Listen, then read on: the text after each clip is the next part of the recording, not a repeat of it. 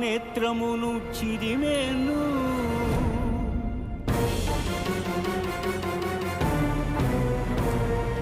ఈ అవమానమును నేను భరింపలేను.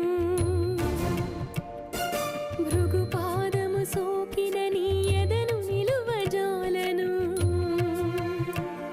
అని చిటపటలాడుచు సిరిహరిని వీడెను.